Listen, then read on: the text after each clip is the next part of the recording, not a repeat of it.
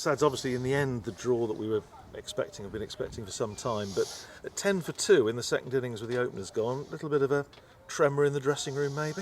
No, not really. We spoke about it at the start of the day that we've got to be professional and do our jobs and not take anything for granted, and thought two lefties at 3 and 4 in Procky and Rye were brilliant, so very calming, and it was never in doubt. Played well. Luke Procter in the form of his life at the moment, and for him, by his the usual sort of Procter innings, quite expansive today. Yeah, he's been great for us all season. He's been in the form of his life, and he's hopefully that's going to continue for the rest of the season. He's been massive for us. He's controlled the batting. He's people have batted around him, and he's been magnificent. So yeah, he's been top class. Hopefully he can carry on.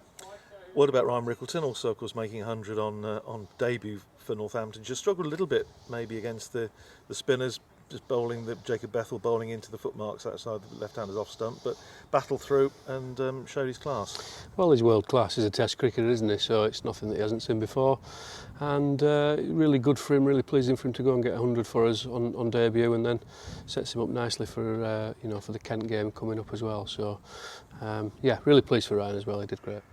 You'll be aware that obviously a number of county supporters, particularly those probably not at the ground, saying, well, was there any thought given to maybe trying to conjure up some sort of result?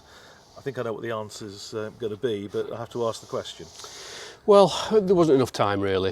We lost 40 overs on day 2. We scored so quickly on day 1, it put us in a great position.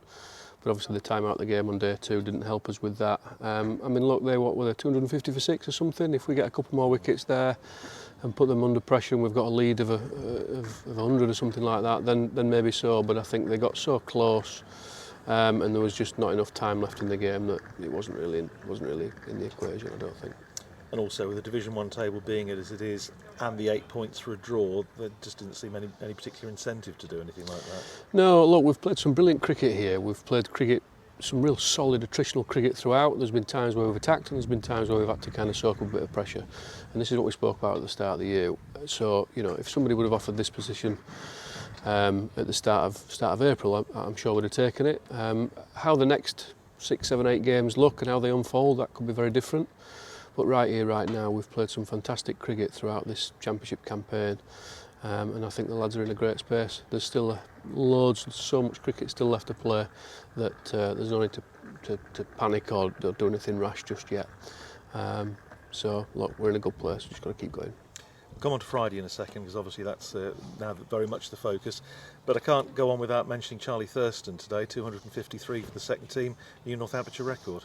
Fantastic. He's been brilliant in the second team this year. He's played some magnificent innings, and we know Charlie's a high quality player. It's just at the minute, because the first team are doing so well, his opportunities have been a bit limited. He's not the only one, but again, that's what being a squad's all about, and it's also what the lads who are in possession in the first team, they have to keep performing to keep their place, and I think that's a healthy place to be for a squad. So he's done well. As you say, now the focus very much on Friday, T20 game at Leicestershire. Does that become, because of the state of things, pretty much a cup final, almost be playing as a knockout match? It does, yeah. I mean, look, the lads have had a bit of the T20 squad, some of them had a bit of a break this week, so they'll come back fresh. We are high on confidence, even though we've lost a couple of games, and last week didn't go to plan. We're still a high quality team. We've got every box ticked, and we've got some real good match winners in there. Everybody knows their role, so we'll treat it as any other game. We're going to turn up, we're going to try and win it, and win it the best we can. The things that, whether or not go through and all the other stuff that goes on, we can't control that, so we're just going to focus on what we do and try and do it well on the day. And it's always frustrating, basically, when your fate, to a large extent, is outside your hands. So you can just do what you can do, which is win that game. It is, like we say, we can only control what we can control. We'll do the best we can. We'll turn up and try and put a show on and win that game against Leicester. And then what will be from there on. We can't really worry about what we can't control. Must also mention Sunday, of course, coming up with the Indians here for the T20 game. Going to be a sellout, should be, if nothing else, a terrific atmosphere.